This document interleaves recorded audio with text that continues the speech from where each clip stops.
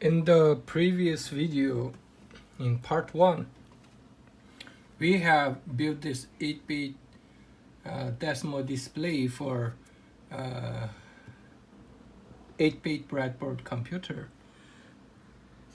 and we showcased the 2, 0, and blank, this sequence. And now we want to show the number for 1, 2, 3. How we do it? We change the address a bit.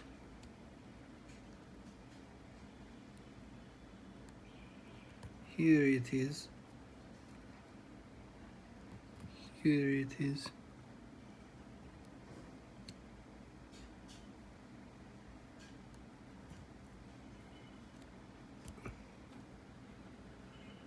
And now 3, 2, 1. 3, 2, 1. That isn't it great? Wonderful. Especially for guys like me. My mother language was Kazakhs, and then I am learning Chinese language, and then learning English language. And the major I am taking in university was a petroleum engineering, that is all oil industries, digging holes in the ground and pull out the oil. That is what I am majoring. And now I am designing this 8-bit breadboard computer. That is wonderful feelings. A majestic achievements. Great, and we will going on to build more stuffs. Here I have put this little chip here, and it wiring in this pattern, and this chip was 74 LS 139. That will do us a favor to sequence this LEDs. And now what we want is, we don't want every number displaying simultaneously, but what we want is 3 here, 2 here, and 1 in this place. So we want to put these numbers in their place. Like an alpha male, set a boundary. Don't let them jump around. Do what they should do. So here we put this wire into the first LED, and then pull up this little resistor and put this wire connecting to the first LED to the resistor's place, and this will shining, and we will pull out this signal, the first LED, and here 3, it will light when it was turned on. And we will do it the same for the second LED.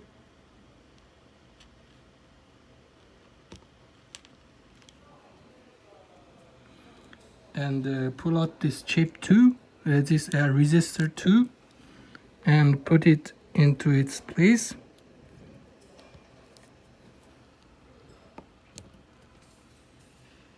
So here 3, 2,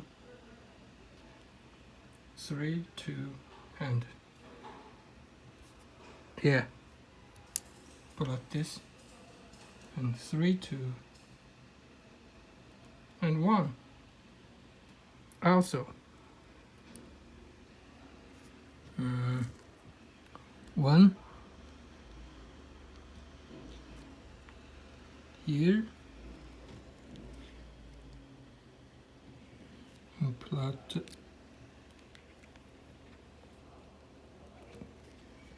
This shit is hard, man.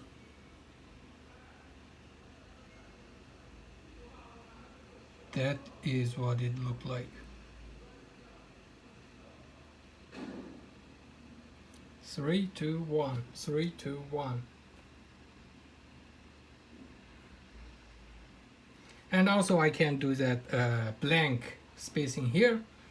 So I will not do that because it's time wasting, and I will record it again in Chinese language and in Kazakhstan language. Perfect, and let's go on. Now we have this sequencing numbers here, but this is looking janky, like do you will wait to see what is its meaning? It's nonsense. So what I will do is here is that I will pull out the electricity and pull out this 100 key resistor, and I will put the controllable resistor.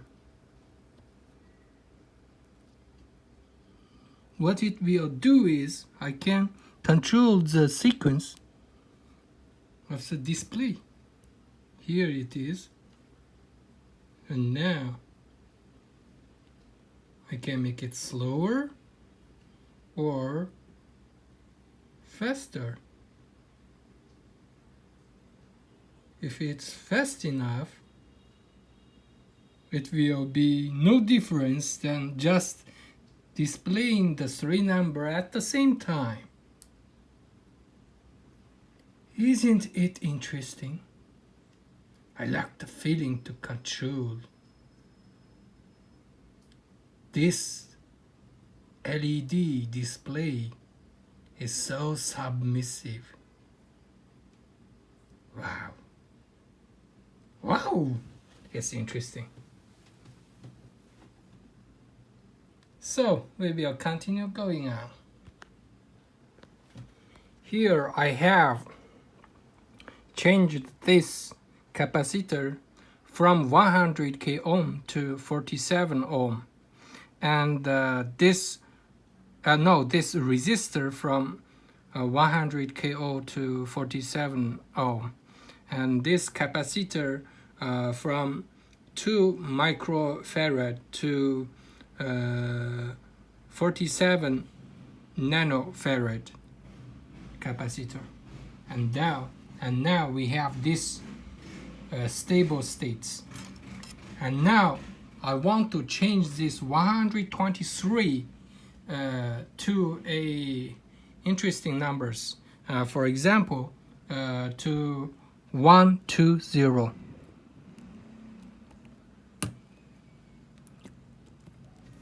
Now we have 120. Interesting. And now here we have one address didn't pull in into high voltage. Here we pull it to high voltage. It's all was 8, and we can change it to minus numbers and so on. 在上一期中我们展示了这个8比特十进制显示器的这个显示部分201。那么现在我们改变一下它的那个显示方式。那怎么做呢？我们首先需要把它的这些地址改变。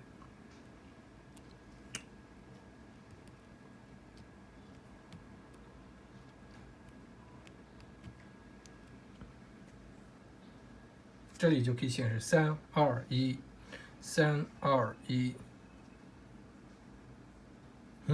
能做到这个8比特计算机的成就感还是很棒的。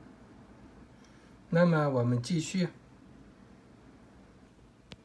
这里我对它继续进行了改进。那么这里我们是给它做了这样的线的连接。那么在这里的这个芯片是74LS139芯片，74LS139芯片。那么它的作用就是可以让这些 LED 灯按照这个亮暗的顺序来进行信号的传递，亮亮亮，然后这个灭的这个过程是循环的。好，我们要用它的这个特点来对我们进行服务。怎么服务呢？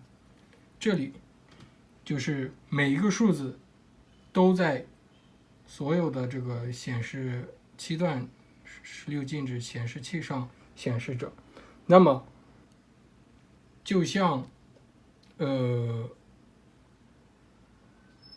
这个电就像一个水流一样，我们就像这个愚公治水，愚公移山是吧？大禹治水，大禹治水一样，让这些电流去到他们应该去的地方。所以这个3应该显示在这个个位数，2显示在这个10位数，1显示在这个100位数。那么我们要对它进行这样的一个控制。怎么控制它呢？这里首先我们对第一个 LED 灯进行这个线的一头的连接，然后另一头把它连到这个个位数字应该展示的这个 LED 灯，LED 灯它的这个电阻，把这个电阻的位置把它插入到电阻的这一个位置。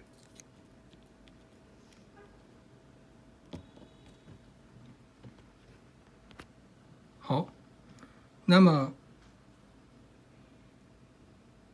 然后把这个去掉，让它不连接电源。那么它这里就会在我们想要它显示的位置显示，它只会显示3。那么我们要让它只显示2，怎么做到呢？跟这个一样，在2的位置，第2个 LED 灯的这个位置，然后把它连到第2个显示器的这个它的这个电阻所在的这个位置，然后把它从电源拔出。好，它就只会显示2。3、2、1，我们会让它只显示1。那怎么做呢？把它放入这个3的位置，然后把它连入它这个第3个显示器的它的这个电阻的位置。那么这里它就可以3、2、1的展示，3、2、1。那这里我们可以让它显示这个空白的位置，因为它是3、2、1空白，然后3、2、1这么一个信号嘛。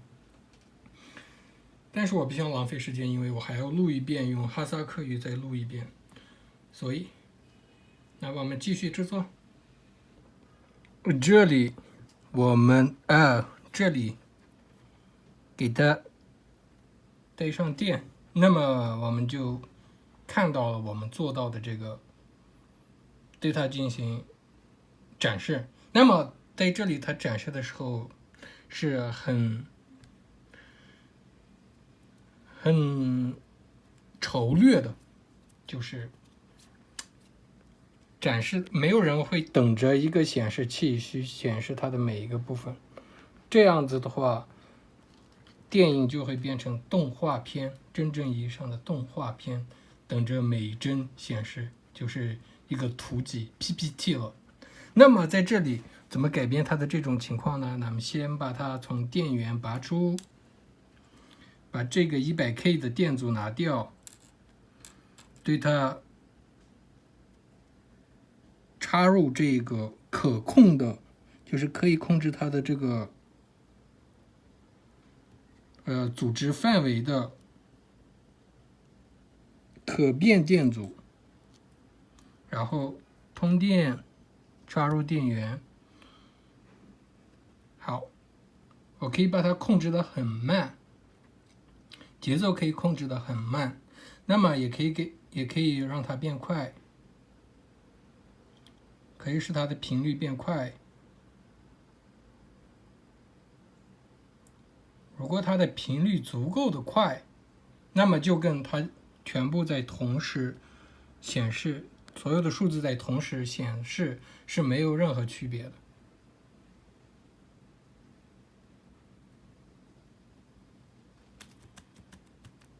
唯快之胜啊，是不是？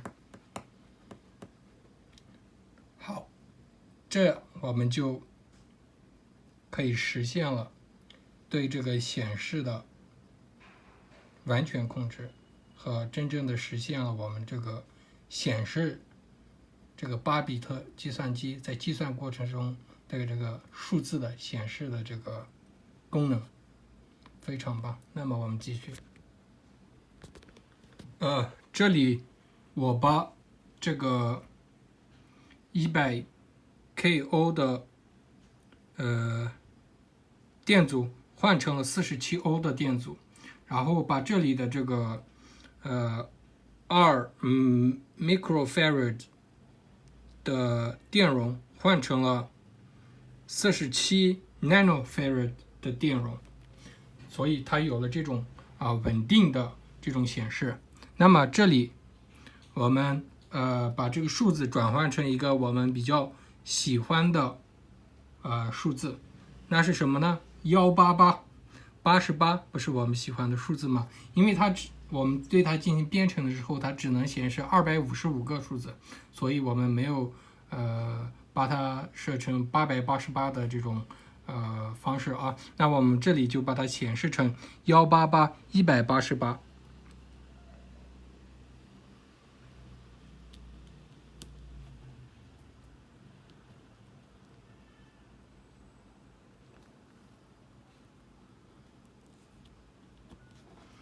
好，188，188，祝大家发发发！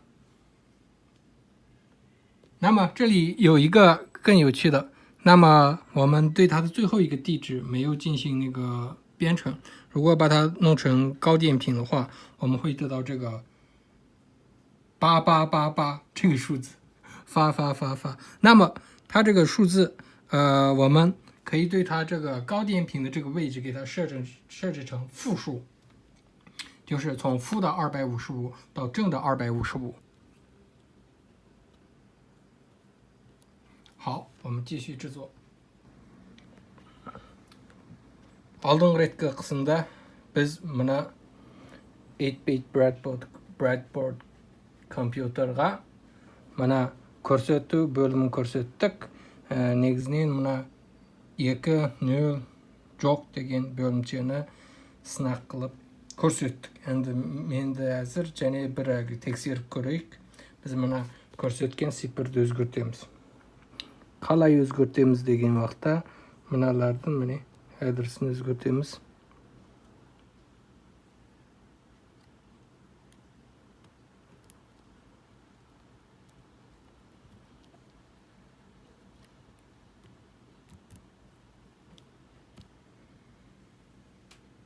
Міне керемет 3, 2, 1 деген сипырды көрсеттік. Өте керемет, тамаша.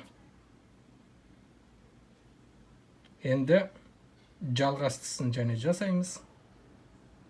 Кім осындай компьютер жасай алады екен, Міне мен жалғасты және бір кішкене бөлімдерді жалғастырып қойдым. Тök жолдың жалғасы осылай. Мына жердегі мына кішкентай чеп. Не чеп дегенде бұл 74 LS 139 деген чеп. Бұның ролы сол мына сигналды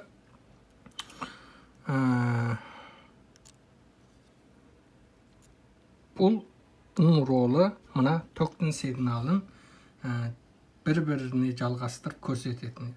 Мына таудан су аққан сияқты, мынау келді, міне жерге келді, мына жерге келді, мына жерге келді, міне бұлақтан су аққан сияқты. Бұлай ток жолын бір-бірінің артынан бір-бірін кеткізетін мынандай sequence patternмен көрсетеді. Ал енді біз оның осы чептің осындай ерекшелігінен біз мына көрсеткішті меңгереміз. Қалай меңгереміз дегенде, мәселен әзір мына 4 көрсеткіштің барлығы тең уақытта бір цифрды көрсетіп жатыр. Біз енді оны орнын өзгертуіміз керек. Әр бір сан өз орнында тұру керек. Бұны қалай тұрғызамыз? Ана қойдарды бағытына келтіреміз ғой, мына қой мына жерде тұру керек, мына сиыр мына жерде тұру керек, мына жылқы мына жерде тұру керек. Қашырмауымыз керек. Сол үшін біз осыны мал баққан сияқты. Біз қай жерде көрсеткіміз келсе бұл цифрды сол жерде көрсетеміз. Ал енді бұны қайтеміз деген уақытта мына токсымның бірінші орнына, бірінші LED чырақтың орнына жалғатамыз. Жалғатқаннан кейін бұны бірінші мәселен 3 деген санды осы жерге көрсетпекші болсақ, соның мына шынжырын осы жаққа қаратай бұруымыз керек. Сонда мына осы көрсеткіштің мына резисторын алып тастап, мына сымның және бір жағын осы резистордың орнына қоямыз. Міне. Одан кейін мынаны төктен айырып тастаймыз. 3. Одан кейін мына 2 деген орында жалғастырамыз.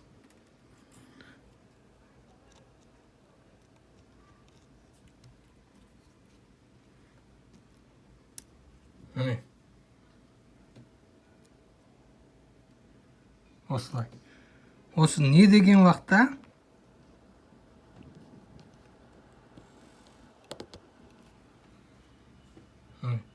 Қатында бастан деген сөз. Басынан бастап біз меңгеруіміз керек те, міне 3, 2, 1, одан кейін 1-ді жалғастырамыз.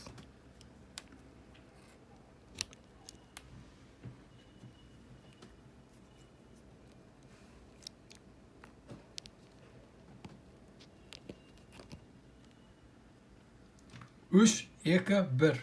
Міне, біз дәл қай жерде бұл цифрды көрсетпекші болсақ, сол жерде орнында тұру керек та, қайсы орында тұрғызғымыз келсе, сол орында тұрамыз. Алмастырмау керек бір-бірінің орнын. 3, 2, 1. Енді мына жерді және жоқ қылып көрсетсең болады. Не деген уақытта мына жерде 3, 2, 1, одан кейін жоқ. Осындай айланым. Бірақ уақытта сырап қылмау үшін жалғасты жасауды жалғастыра берейік. Міне біз мына компьютердің көрсеткіш бөлімін бүйтіп көрсеткенін жасап шықтық. Бірақ біз бұл жерде бұл өте олқылы. Неғып дегенде, ешкім бұл көрсеткішті әрбір санын бір талдан көреміз деп тосып отырмайды. Өйткені үйтетін болса, мына көріп жатқан кинолар бір парақтағы ресімге айланып қалады. Рәсми мына картон фильмдер бар ғой, балалар көретін. Соған ұқсас болып қалады. Сол үшін қайтеміз деген уақытта біз бұның жылдамдылығын өзгертеміз. Алдымен біз бұны төктен алып тастаймыз. Одан кейін мына жердегі 100K ohmдық резисторды алып тастаймыз. Орнына мына 100K ohmдық резистор санын өзгерткені болатын резисторды орнатамыз. Одан кейін төкке жалғаймыз қайтадан.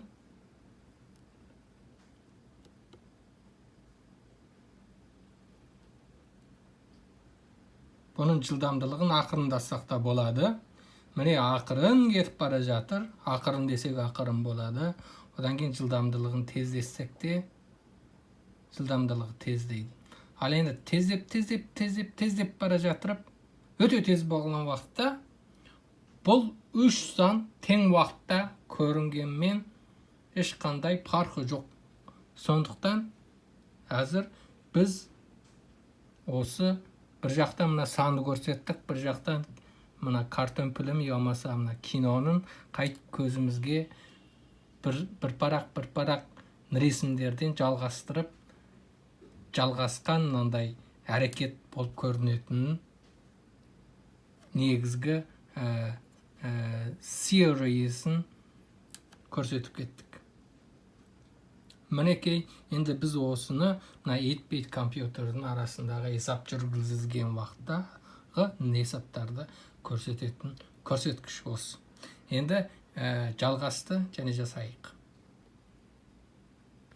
Мінекей, біз мына жердегі банақтағы өзгерткені болатын мына резисторды 100 Ом резистордан 47 Ом резисторға алмастырдық. Одан кейін мына жердегі капаситорды 2 микрофарадағы капаситорды 47 нанофарадағы капаситорға алмастырдық. Сондықтан біз әзір мына жерде мынандай орнықты көрсеткені болатын цифрды көрсететін жағдайға келтірдік. Ал енді біз мына жерде бір қызықты санды көрсетіп кетейік. Сонымен біз осы алған жетістігімізді сонымен құттықтайық. Бұл не деген уақытта 177 деген санға өзгертейік.